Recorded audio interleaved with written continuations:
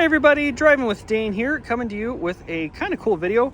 I just finished a review doing a walkthrough of the whole Volvo lineup, and now we're going to do kind of a brief overview of the entire Mazda lineup that I have as well. And we'll round this series out doing a whole walkthrough on the Lincoln lineup.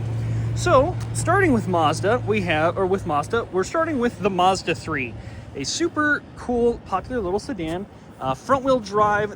Some trim levels are available as an all-wheel drive as well. You can get it with or without a turbo, and a couple different trims add different things like these black wheels, leatherette seating, all the way up to heated and ventilated seats and a heads-up display.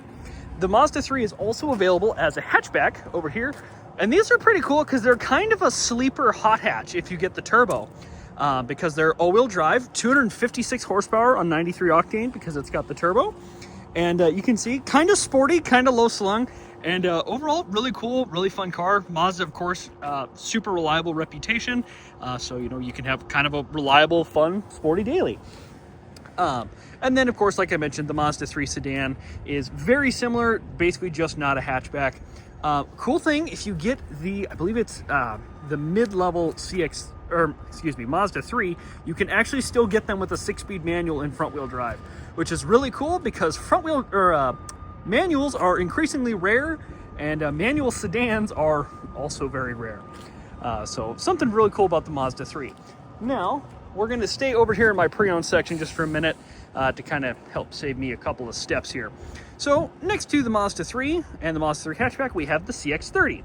Now the CX-30, you'll notice, looks a lot like a Mazda 3 hatchback turned into an SUV, because that's basically exactly what it is. The Mazda 3 and Mazda 3 hatchback, CX-30 and CX-50 are all built on the same platform.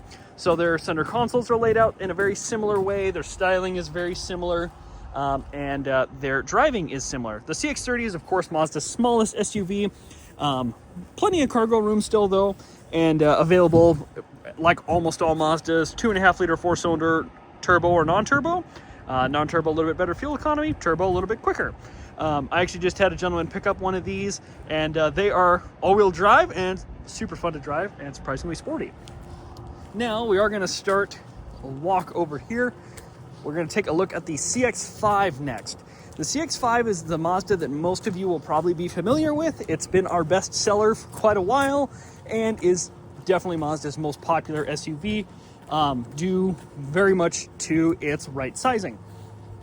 So, cool thing with Mazda 2, across the entire lineup, aside from the 70 and 90 back there, which we'll get to, they use the same engine and transmission and all-wheel drive in almost all of their cars. So it's very reliable, very tried and tested, and overall I think it's a pretty good basis to build off of, because it's a good sounding 2.5-liter 4-cylinder and a well-tuned 6-speed automatic built in-house by Mazda. So you can see right here, of course, this is the CX-5, and it's pretty easy to see why this is the most popular right away. Not only is it a pretty handsome little SUV, but it also is the middle of the road size. So, perfect for single people, enough room if you have kids or family members with you, and plenty of cargo space. Also, all-wheel drive, easy to park, very safe, very smart, modern car. Variety of levels on the CX-5, which I've covered a couple of these. They go from a more basic select and preferred all the way up to things like this carbon turbo and the turbo premium next to it, which you can see blackout wheels, unique paint, and pretty sweet looking all around. Love the CX-5s. Like I said, definitely our most popular, and one of the most varieties as well. 2.5-liter 4-cylinder 6-speed auto, and then 2.5-liter or with or without a turbo, just like the rest of the Mazda lineup. Jumping up from the CX-5, we have a new for 23 model, which is the CX-50. I've covered these a couple of times as well, but these are kind of the newcomer to the scenes and get cross-shopped against the CX-5s the most. We're going to come around this pole here. So the CX-50s are a little wider, which is pretty evident when you stand in front of or behind them, a little longer and a little lower. So Mazda calls these a lifestyle vehicle. Basically, these are designed for your weekend warrior, for lack of a better term. Essentially, if you are a little bit outdoorsy, but obviously not doing serious overlanding, if you like kind of a more off-road styled and capable SUV, the CX-30, or the CX-50, excuse me, especially ones like this Meridian Edition with these all-terrain tires, are typically the right pick for you.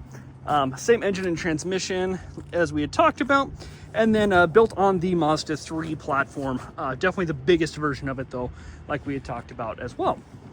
CX-50s are super popular. This is probably our second most popular model after the CX-5s, and gets cross-shopped with the CX-5s all the time.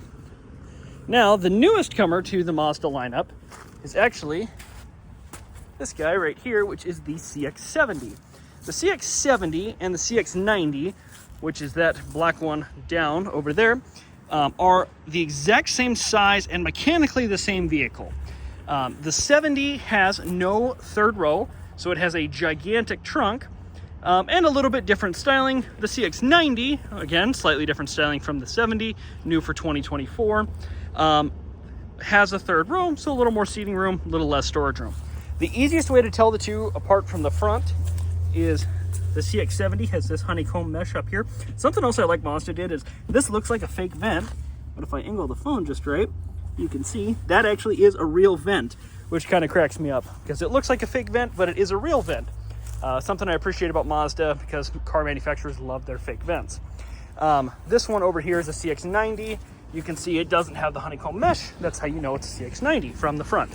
Wheel choices are also a little bit different. A couple other minor styling things.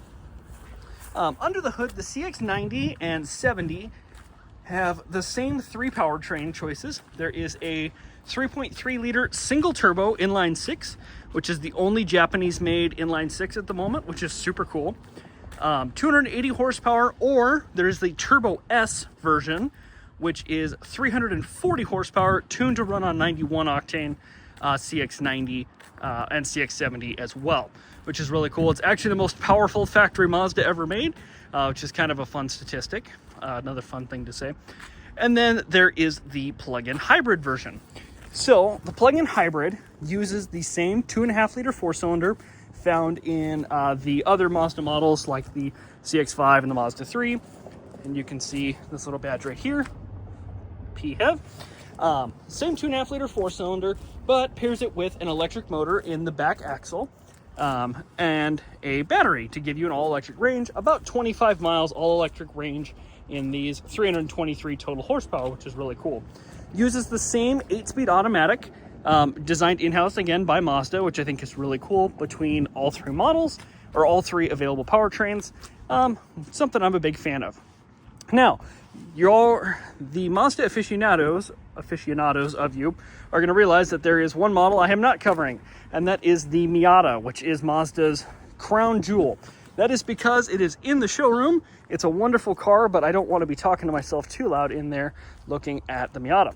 I have done a couple reviews covering the Miata.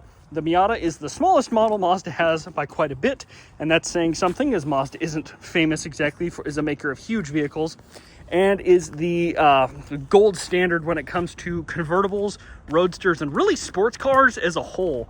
Available with either a soft top or a hard top, and with a 6-speed automatic or a 6-speed manual, which is super cool. And again, that 6-speed manual is kind of the gold standard for sporty roadster cars like that. Let me know if videos like this are helpful, if you'd like to see more, and what you think about the Mazda lineup and which model you'd pick.